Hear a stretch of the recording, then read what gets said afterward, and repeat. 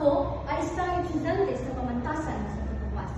Ika-4 na taon sa Bachelor of Arts o sa wikang Ingles ay Bachelor of Arts. Hindi dulo ako sa aking katalinuhan at kahusayan sa aming bayan sa Batangas. Kaya aking mga kababayan, kilalanin ninyo ako sa pangalang Placido Penitente. Placido na nangangulugang mahusay at penitente ay nagdurusa. Oo, tama kayo. Tama ang buong bayan. Matalino at mahusay ako mag-aaral sa aming paaralan. Ngunit nawalan ako ng gana. Bakit? Dahil sa mabulong sistema ng aming paaralan. Dumating na isang araw, hindi ko na naiwasan ang aking sarili.